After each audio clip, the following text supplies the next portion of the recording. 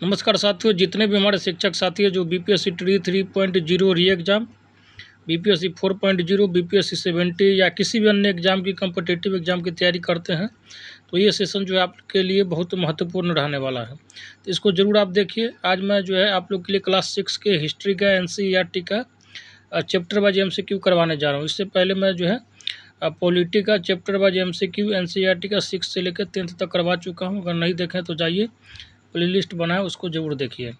तो चलिए साथी स्टार्ट करते हैं। अगर अभी तक चैनल से नहीं जुड़े हैं तो जुड़ जाइए, और जुड़े हैं तो ज़्यादा से ज़्यादा जो वीडियो को शेयर कीजिए। अब आते हैं साथियों क्लास 6 के इतिहास। हमारा अतीत पहला चैप्टर का नाम है अध्याय का क्या, कब, कहाँ और कैसे। पहला क्वेश्चन है, प्राचीन काल में लोग किस भाषा का जो है प्रयोग करते थे। ठीक है, किस भाषा का जो है प्रयोग करते थे। देखिए इसमें जो है आप लोग का आंसर कहीं संस्कृत मिलेगा, कहीं प्राकृत मिलेगा। ठीक है, तो आप जो है एक ऑप्शन और बना लीजिए हमारे हिसाब से, प्राकृत और संस्कृत। ठीक है, ये दोनों भाषा का जो है सबसे जो है प्राचीन काल में यूज किया जाता था। ठीक है, नेक्स्ट क्वेश्चन करा कि ऋग्वेद की भाषा जो है कौन सी है। तो ऋग्वेद जो है हम लोग का संस्कृत में लिखा गया है। जितना भी वेद है, उपनिषद है, सब संस्कृत में ही मिलेगा, और जो है ऋग्वेद सबसे प्राचीन वेद है। नेक्स्ट क्वेश्चन करा कि कृषि का आरंभ जो है कितने वर्ष पूर्व माना जाता है। ठीक है, खेती का जो है साक्ष्य कितने वर्ष पहले से जो है माना जाता है। तो ये हो जाएगा आपका 7500 वर्ष पूर्व से। नेक्स्ट क्वेश्चन करा कि इंडिया जो है शब्द किस शब्द से निकला है। तो इंडिया जो है आप लोग को इंडस शब्द से निकला है। ठीक है, जिसका मतलब होता है सिंधु। नेक्स्ट क्वेश्चन कह रहा है कि वर्ष की गणना जो है किस जन्म तिथि से की जाती है। तो वर्ष की गणना जो है ईसा मसीह के जो है जन्म तिथि से की जाती है। ध्यान रखिएगा, बहुत इंपॉर्टेंट क्वेश्चन है। नेक्स्ट क्वेश्चन कह रहा है कि अतीत का अध्ययन करने वाले व्यक्ति जो है क्या कहलाता है। अतीत का मतलब होता है जो समय बीत चुका होता है। तो बीते हुए समय का जो अध्ययन करता है उसको हम लोग इतिहासकार बोलते हैं। ठीक है, और जो विज्ञान का अध्ययन करते हैं, विज्ञान के बहुत बड़े जो है नॉलेज वाले आदमी, उसको वैज्ञानिक बोलते हैं। पुरातत्वविद का मतलब होता है जो बहुत ही प्राचीन इमारत वगैरह, जहाँ ईंट पत्थर वगैरह का जो अध्ययन करता है आर्कियोलॉजिकल डिपार्टमेंट, उसको जो है पुरातत्वविद बोलते हैं। अब आते हैं साथियों अध्याय नंबर 2, आखेट खाद्य संग्रह से भोजन उत्पादन तक। पहला क्वेश्चन कह रहा है कि वर्गाकार वर्गाकार या आयताकार, ठीक है, वर्गाकार या आयताकार मकानों के अवशेष किस नवपाषाण स्थल में पाए जाते हैं। तो करेक्ट आंसर है आपका option number 2, Mehrgarh. Next question करा कि पशुओं को पालतू बनाने की जो है शुरुआत कब से हुई। तो इसका करेक्ट आंसर क्या हो जाएगा साथियों, बताइए। तो पशुओं को जो है पालतू बनाने का शुरुआत 8000 साल पहले से होता आ रहा है। नेक्स्ट क्वेश्चन कह रहा है कि पूरा पाषाण काल का जो है समय कितने वर्ष पूर्व है। तो पूरा पाषाण काल का जो समय 5000 जो है 5 लाख से लेकर 10,000 वर्ष पूर्व के जो है समय को हम लोग क्या बोलते हैं, तो पूरा पाषाण काल बोलते हैं।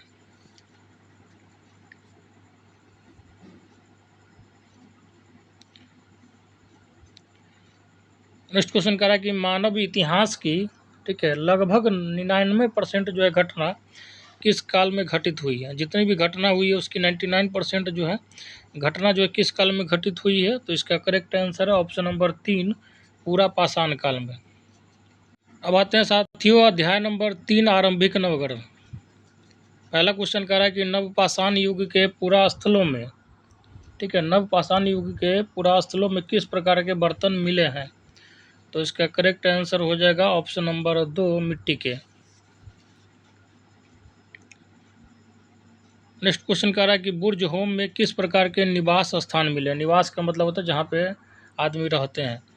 तो ये जो हो जाएगा आपका ज़मीन के नीचे जो है आवास मिले हैं, ठीक है, रहने का जो है साक्ष्य। नेक्स्ट क्वेश्चन कह रहा है कि मेहरगढ़ में कपास की खेती के प्रमाण जो है कितने वर्ष पूर्व मिले हैं। ठीक है, तो इसका करेक्ट आंसर क्या हो जाएगा आपका ऑप्शन नंबर 1, 7000 वर्ष पूर्व। नेक्स्ट क्वेश्चन कह रहा है कि पिरामिडों में, ठीक है, पिरामिडों में दफना कर सुरक्षित रखे गए शवों को क्या कहते हैं। शव का मतलब होता है लाश, तो उसको मम्मी कहते हैं। ठीक है, ध्यान रखिएगा। अब आते हैं साथियों अध्याय नंबर 4, क्या बताती है हमें किताबें और कब्रें। पहला क्वेश्चन करा कि सबसे पुराना वेद है, तो सबसे पुराना वेद जो है ऋग्वेद है, और इसी वेद में गायत्री मंत्र वगैरह जो है इसका साक्ष्य मिलता है। ठीक है, ध्यान रखिएगा। साम वेद जो है संगीतों का जो है सबसे बड़ा वेद है, ध्यान रखिएगा। नेक्स्ट क्वेश्चन करा कि ऋग्वेद में वर्णित, ठीक है, प्रार्थनाओं को क्या कहा गया है, तो इसको जो है सूक्त कहा गया है। क्या बोला गया है? सूक्त।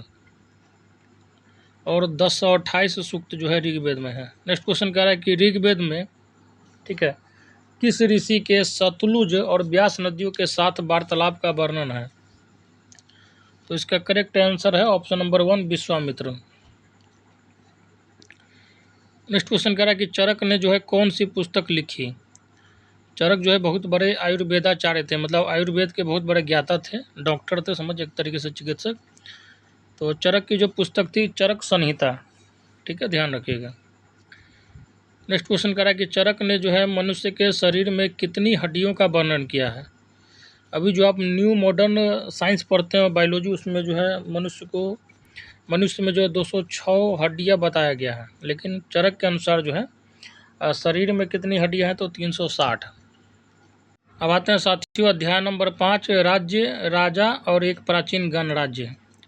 पहला क्वेश्चन कह रहा है कि युद्ध क्षेत्र में राजा का सहचर कौन होता है। सहचर का मतलब होता है जो साथ में रहता है, ठीक है, राजा के जो साथ साथ रहता है, जो कौन होता है वो होता है आपका सारथी।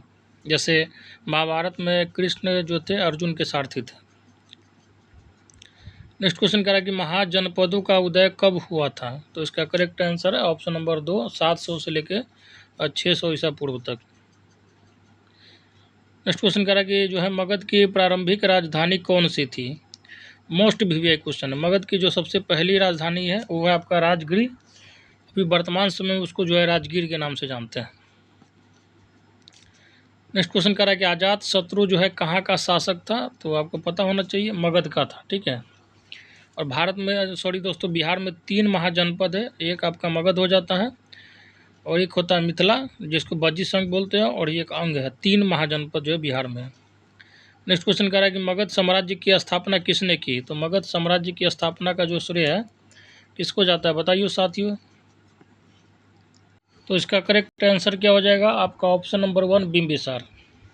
अब आते हैं साथियों अध्याय नंबर 6 नए प्रश्न नए विचार। पहला क्वेश्चन कह रहा है कि बौद्ध धर्म के संस्थापक थे, तो बौद्ध धर्म के जो संस्थापक थे कौन थे बताइए, तो वो थे आपके सिद्धार्थ। हालांकि वही जो है जब उनको ज्ञान की प्राप्ति हो गई तो वो जो है गौतम बुद्ध कहलाने लगे। नेक्स्ट क्वेश्चन कह रहा है कि महात्मा बुद्ध ने अपना जो है पहला उपदेश कहाँ दिया था। मोस्ट वीवीआई क्वेश्चन है, सारनाथ में दिया था, ठीक है, ध्यान रखिएगा। और कुशीनगर में जो है उन्होंने अपने शरीर को त्यागा था। बोध गया में उनको ज्ञान की प्राप्ति हुई थी।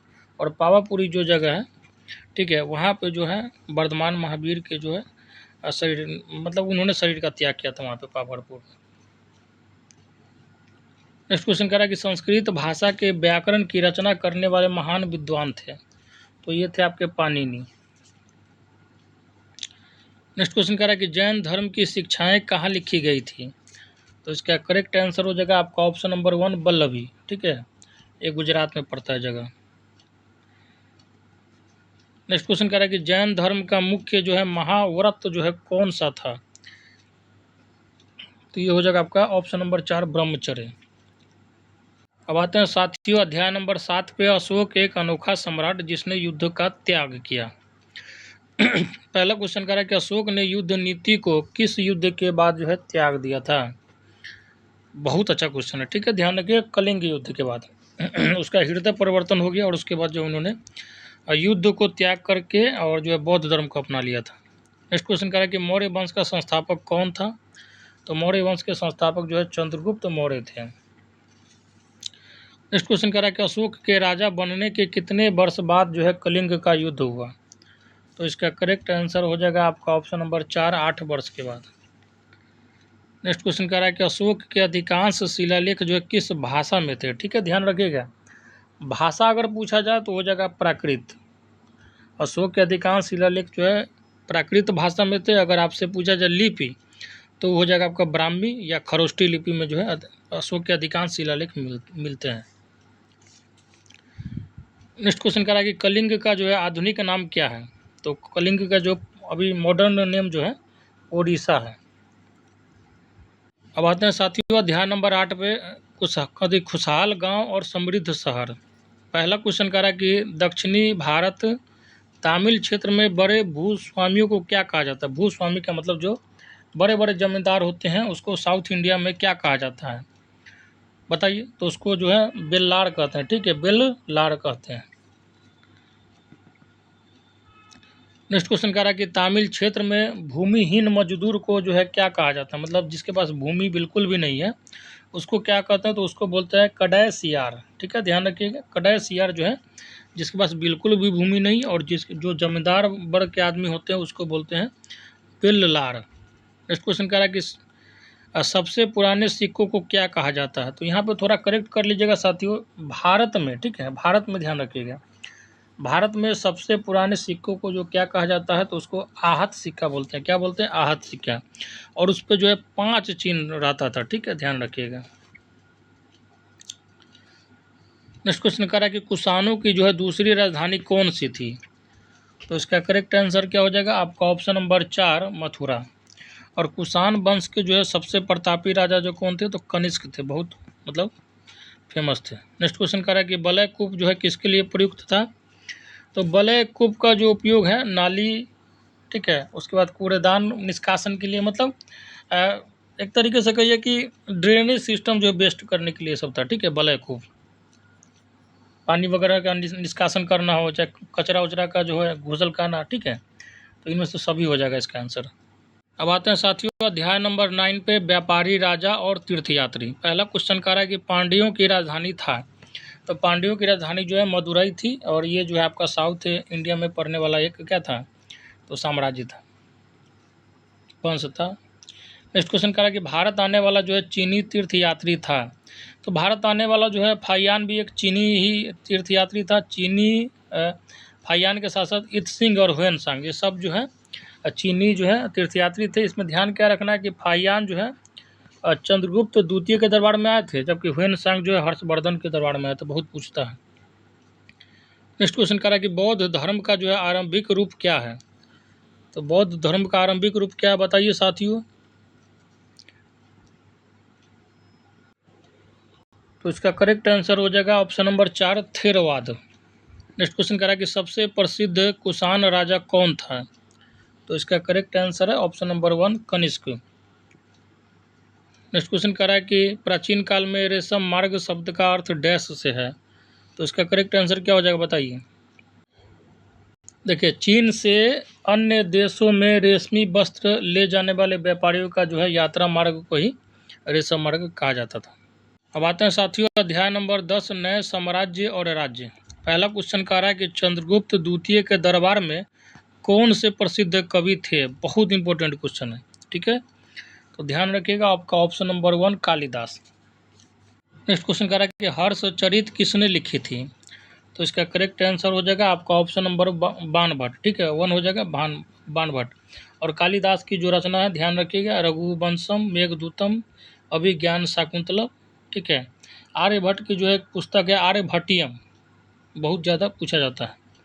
नेक्स्ट क्वेश्चन कह रहा है कि समुद्रगुप्त का जो है दरबारी कवि कौन था, मतलब कौन थे जो उसके दरबार में रहते थे, कौन से कवि। तो इसका करेक्ट आंसर हो जाएगा आपका option number 1 Harisena.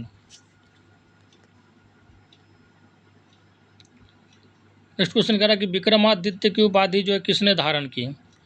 Most VVI question है। तो विक्रमादित्य की उपाधि जो है चंद्रगुप्त द्वितीय ने धारण की थी, ध्यान रखिएगा द्वितीय, ठीक है, इसमें मिस्टेक नहीं होना। और समुद्रगुप्त को जो है भारत का नेपोलियन कहा जाता है।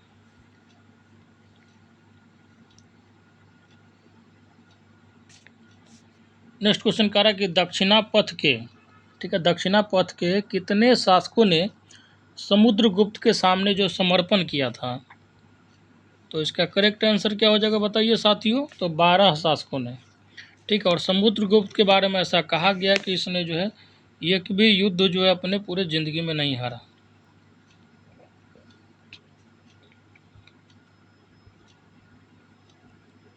देखिए, हर्षवर्धन के बारे में जो है कथन पे विचार करना है।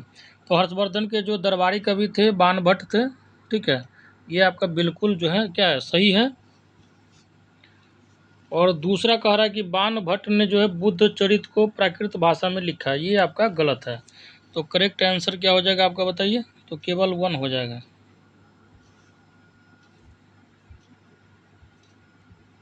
अब आते हैं नेक्स्ट क्वेश्चन पे। कह रहा कि प्राचीन भारत में सार्थवाह का अर्थ था, सार्थवाह का अर्थ था, तो इसका करेक्ट आंसर हो जाएगा आपका ऑप्शन नंबर 2, व्यापारी समूह का नेता। ठीक है। अब आते हैं साथियों अध्याय नंबर 4 सॉरी दोस्तों 11, इमारतें, चित्र तथा किताबें। इसका पहला क्वेश्चन कह रहा है कि शिल्पादिकारम, ठीक है, की रचना किसने की थी? शिल्पादिकारम की रचना किसने की थी? तो इसका करेक्ट आंसर हो जाएगा ऑप्शन नंबर 4, इलांगो आडिगल ने।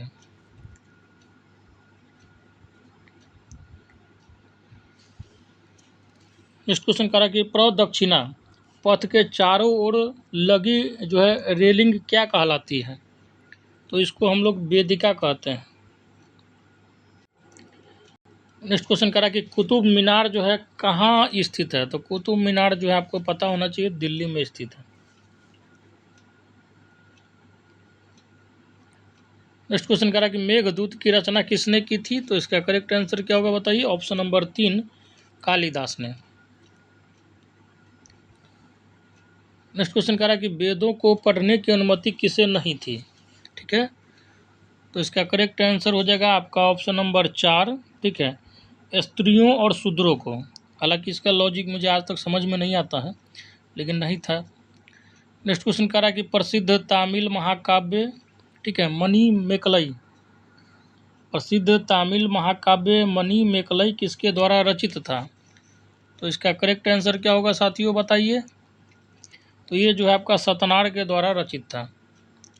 ठीक है, तो ये था साथियों आप लोग का जो है कंप्लीट चैप्टर वाइज क्लास 6 का जो है MCQ 11 के 11 चैप्टर के MCQ करवाया हूँ। आप ये नहीं सोचिएगा कि 3, 4, 5 क्वेश्चन कराया हूँ हर चैप्टर से।